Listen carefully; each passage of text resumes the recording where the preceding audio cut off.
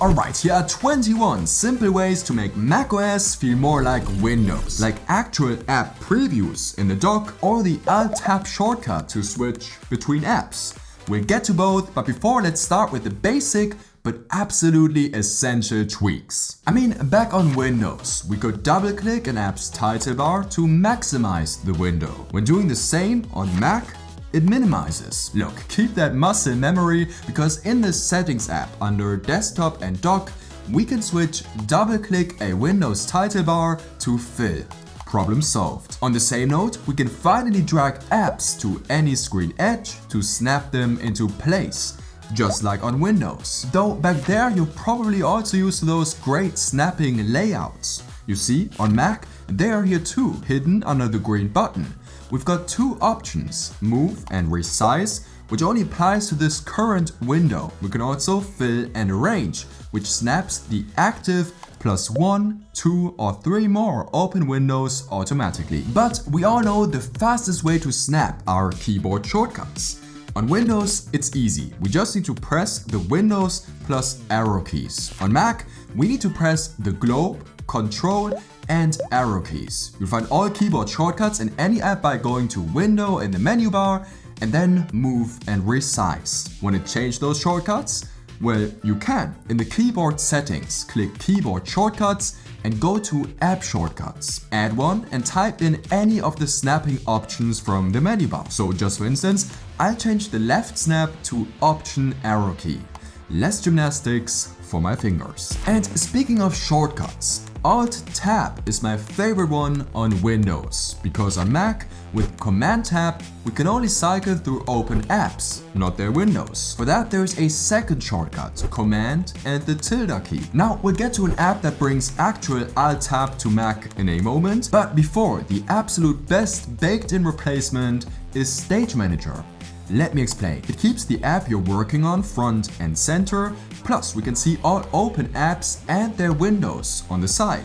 We can also drag any window onto the desktop or back onto the shelf. I like this one because I can have that ultra clean desktop look while still having a massive number of apps open. And speaking of the desktop, on Windows you can always show it with Windows D. On Mac, we can click the desktop to get there, or if it's cluttered with apps, press Command and the F3 key. Though for the sake of muscle memory, you can also change that one. Back in the keyboard shortcut settings, under Mission Control, find Show Desktop and, just for instance, switch it to Option D. Okay, let's pick up the speed again and do a few more basic tweaks before we then ascend to customization level 2. On Windows, we can just grab a scroll bar and scroll. Sounds straightforward. But on Mac, they're hidden until you scroll. If you like the Windows way, in the appearance settings, check Always Show Scroll Bars and they never disappear again. Oh yeah, also, fun fact, macOS and Windows scroll in different directions.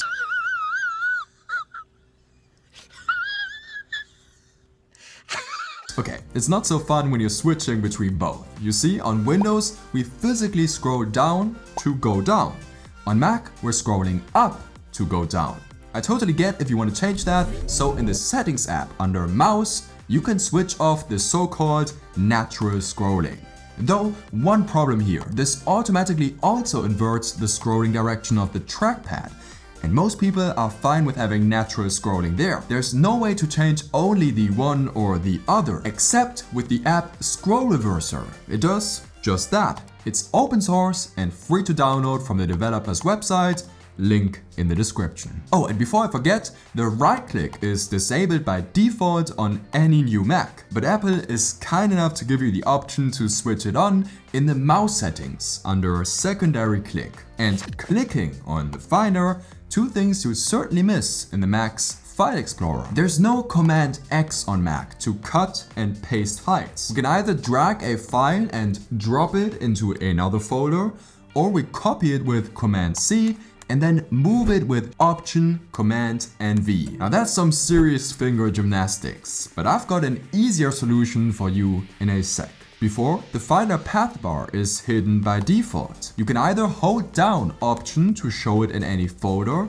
or permanently enable it in the menu bar under View. And who said you couldn't download Microsoft apps like Word, PowerPoint, or Excel on Mac? Microsoft Word is not a special skill, Marcy Lux from South Orange. Pro tip, get them from the App Store, not the Microsoft website. Your Mac will update them automatically, so you can skip the extra Update Manager app by Microsoft, which needs to run in the background. And if you don't like Safari, just get Edge or Chrome, and you'll instantly feel like home. Plus, in the Settings app under Desktop and Dock, you can simply change your default web browser from Safari to any other app. Okay, basics done, but if this isn't enough for you, you'll want to stay for level 2. Here are 4 game-changing apps bringing Windows features right to your Mac. Each one more extreme than the last. First, back to cutting and pasting. The app Command X does exactly what it says on the tin. It brings the Command X shortcut to your Mac, so you can quickly cut and move any file.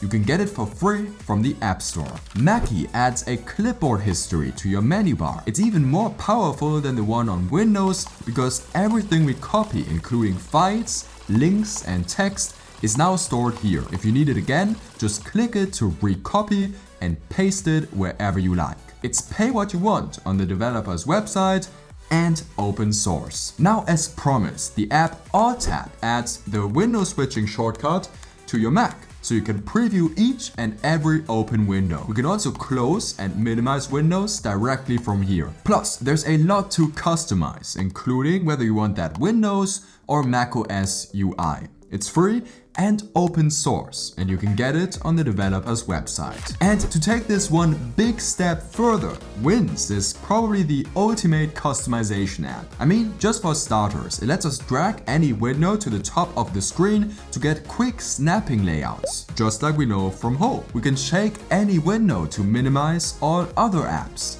Plus, and this is where it gets really interesting, it brings actual window previews to the dock. Be aware though that it needs screen recording permission to do that, so from a privacy standpoint, you need to decide for yourself if that's okay. Now, its options are integrated into the actual macOS Settings app. The app takes up nearly 0 space and less memory than any other window management app that does less. It's a one-time purchase of $10 from the developer's website, but you can try it for free for 7 days. And if you've just started using macOS and you're still thinking to yourself, what is this thing? Then you should watch this video next, because in just 13 minutes, you'll know everything about macOS there is to know. Alright, I will see you there, and thank you so much for watching.